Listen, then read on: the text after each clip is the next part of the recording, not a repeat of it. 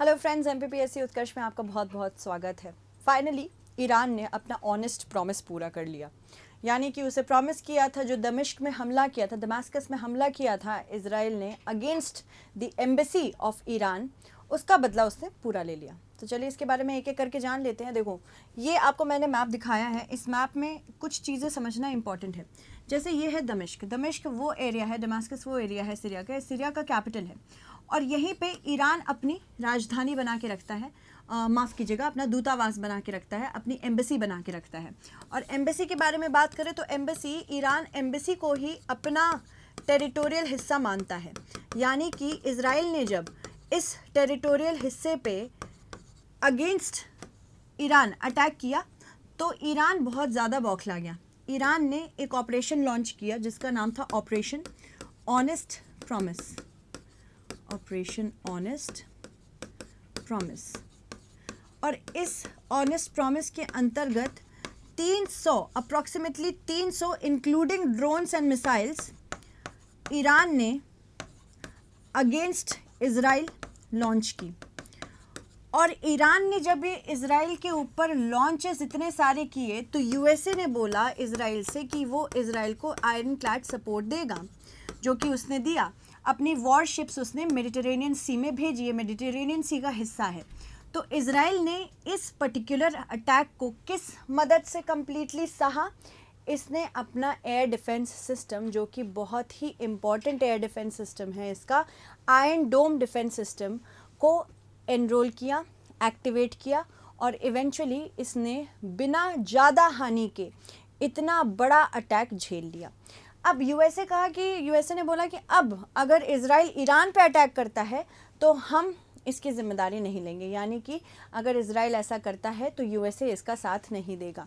और बाकी अगर हम बाकी देशों की बात करें, फ़िलहाल इजराइल कितना ज़्यादा ख़तरे में है, इजराइल और हमास का कॉन्फ्लिक्ट तो है ही, साथ ही साथ लेबनान से हिजबुल्लाह का खतरा है, हमास के अलावा बाकी जिन कंट्रीज से खतरा है, ईरान से खतरा है, साथ ही साथ सीरिया से भी खतरा है, जॉर्डन से भी खतरा है, नीचे यमन से भी खतरा है। तो इजराइल ऐसी स्थिति में है कि कंटिन्यूसली उसे पता है कि उसकी जो एरिया है, जिस जगह पे वो है, मेजॉरिटी मुस्लिम कंट्रीज़ हैं जो कि अलक्सा मॉस्क में बहुत ज़्यादा इंटरेस्टेड हैं। इसीलिए ऐसा इजराइल जानता है कि मुझे हमेशा सुरक्षित रहना है, इसलिए इसने अपना एयर डिफेंस सिस्टम एकदम मल्टी लेयर रखा है, यानी कि एक परत के बाद दूसरी परत जो है वो उसको सिक्योर करती रहेगी। आप सोच रहे होंगे कि आखिर ऐसा क्यों है कि इजराइल ने ईरान की एम्बेसी पे हमला किया? क्योंकि इजराइल कहता है कि ईरान जो है दो स्पेसिफिक ग्रुप, हिजबुल्लाह और हमास के साथ मिलके कंटिन्यूअसली इजराइल पे हमला करता रहता है। इसीलिए हमला यहाँ पे इजराइल ने इसी के जवाबदेही में किया, एक एयर स्ट्राइक करा के। तो चलिए जान लेते हैं कि ये पूरा मामला था क्या। 300 आर्म्ड ड्रोन्स और लॉन्ग रेंज मिसाइल लॉन्च की गई इजराइल के खिलाफ बाय ईरान। और ईरान ने सोचा कि मैंने ऑनेस्ट प्रॉमिस, इन्होंने ये भी कहा कि हमारा जो ऑपरेशन ऑनेस्ट प्रॉमिस था ये सक्सेसफुल रहा, और उसने कहा ये सक्सेसफुल रहा। और इजराइल के multi layered air defence system ने पूरी तरह से अपनी कंट्री को बचा लिया। पर ये इतना स्ट्रॉन्ग कैसे है, चलिए जानते हैं इसके बारे में। इजरायली डिफेंस फोर्सेस, जो बेसिकली वहाँ की आर्मी है, उसने कहा कि ईरानियन अटैक को तोड़ दिया गया है और कोई सक्सेस नहीं हुआ है, सिर्फ कुछ ही मिसाइल्स हैं जो कि उसके टेरिटरी में लैंड कर सकी, जिसकी वजह से डैमेज ज़्यादा नहीं हुआ। ऐसा ईरान के खिलाफ इजराइल ने कहा है। ईरान ने ये अटैक जो लॉन्च किया था, मैंने बताया कि क्यों लॉन्च किया था।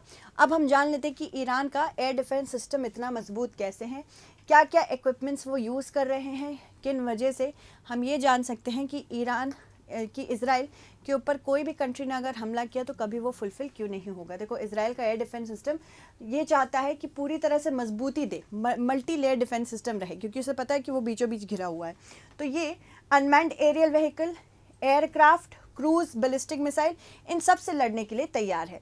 ये ग्राउंड बैलिस्टिक मिसाइल जो कि पैराबोलिक ट्रेजेक्ट्री फॉलो करती हैं, ऐसे आती हैं, और बाकी क्रूज मिसाइल जो ऐसे आती हैं, उन सब से ये आराम से जूझ सकता है इजराइल का एयर डिफेंस सिस्टम। कुछ सिस्टम्स हैं जैसे Arrow 2, Arrow 3, David's, Sling, Iron Dome, Patriot advance capability, मतलब आयरन डोम तो खुद ही में बहुत सुंदर है, वो भी मैं बताऊंगी आपको कैसे। ये एक डोम बना देता है ऐसे, क्योंकि ये एक रेडार कैच कर लेता है और इस रेडार में जितनी भी मिसाइल आती हैं उनको ये हवा में ही निस्त नाबूद कर देता है। बाकी भी इसके पास अपने खुद के डिफेंस सिस्टम है, जैसे Arrow 2, Arrow 3, David Sling, Iron Dome, Patriot advance capability 2, PAC 3 और एडवांस फाइटर जेट्स भी हैं। ये सारे डिज़ाइन किए गए हैं ताकि स्पेसिफिकली कोई कुछ क्रूज मिसाइल्स को हैंडल कर सकते हैं, कुछ बैलिस्टिक मिसाइल को हैंडल कर सकते हैं, कुछ ड्रोन्स को हैंडल कर सकते हैं, तो सबको उसी तरह से बनाया गया है। एरो सिस्टम पूरी एक फैमिली है एंटी बैलिस्टिक मिसाइल की जो एक्सप्लोड हो सकती हैं। ये केपेबल है इंटरसेप्शन करने के लिए। कोई भी लॉन्ग रेंज मिसाइल यानी कि दूसरे कॉन्टिनेंट से भी अगर कोई मिसाइल आती है तो उसको इंटरसेप्ट कर लेती है। ये यूएसए के साथ मिलकर बनाया है इजराइल ने, जो कि उसका आयरन क्लैड पार्टनर है। एरो 2 बैलिस्टिक मिसाइल इंटरसेप्ट कर लेती है विद इन द एटमॉस्फेयर। कौन, मतलब एटमॉस्फेयर के अंतर्गत कोई आ रहा है, एग्जॉस्फेयर तक एटमॉस्फेयर माना जाता है 100 किलोमीटर तक, तो 100 किलोमीटर अप टू 100 किलोमीटर तक कोई भी मिसाइल अगर आ रही है तो ये इंटरसेप्ट कर लेती है। एरो 3 ये क्या करता है कि अर्थ के एटमॉस्फेयर के बाहर से भी अगर कोई मिसाइल आ रही है तो उसको भी इंटरसेप्ट कर लेता है। इतना ज़्यादा खतरनाक एरो 3 है।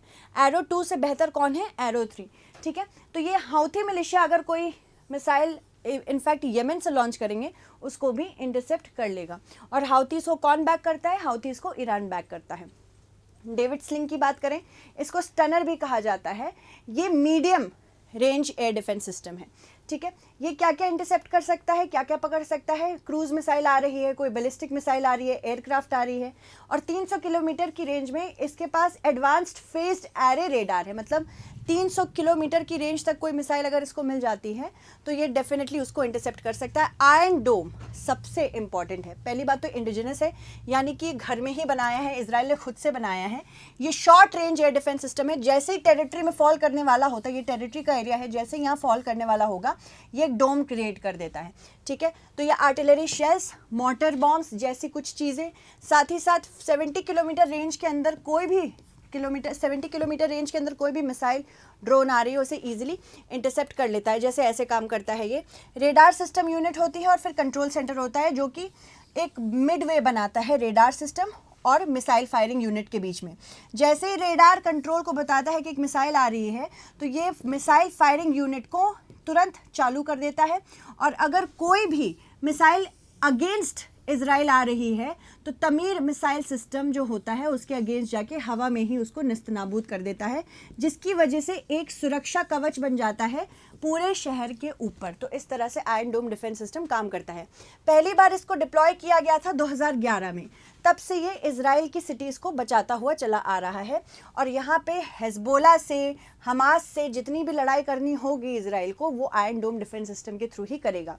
ये शॉर्ट रेंज का है, मैंने बताया 70 kilometres up to ground to air defence system ये सब कुछ ट्रैक कर लेता है।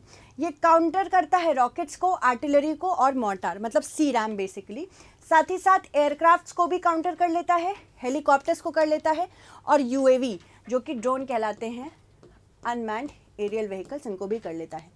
इसका जेनेसिस यानी कि ओरिजिन कहाँ से हुआ, 2006 में हो चुका था, जब इजराइल लेबनान वॉर चल रही थी। क्योंकि ये बहुत इंपॉर्टेंट सिस्टम न्यूज़ में रहा है, इसीलिए इम्पॉर्टेंट है इसको याद रखना कि इजराइल लेबनान वॉर के टाइम पे ही इसे बना दिया गया था कि हम यहाँ पे एक आयरन डोम डिफेंस सिस्टम बनाने वाले हैं।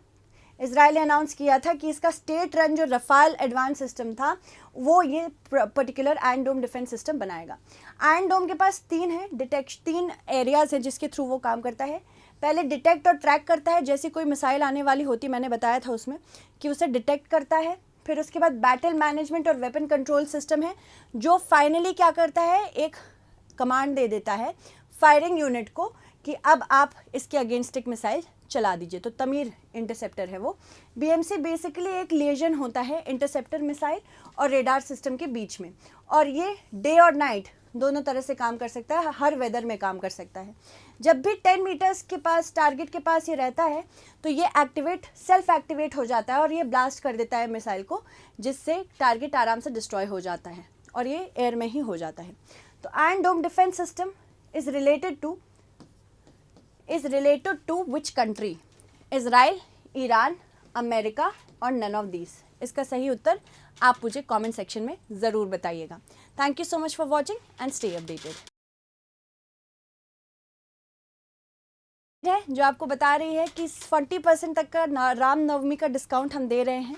तो जो स्टूडेंट्स नहीं जानते थे, मैं उनको बता दूं कि 17 और 18 तारीख को हम एक डिस्काउंट आपको अवेलेबल करा रहे हैं रामनवमी के इस पावन अवसर पर। तो प्लीज़ प्ले स्टोर से उत्कर्ष का ऐप डाउनलोड कर लीजिए और उसके बाद इसका लाभ उठाएं। धन्यवाद।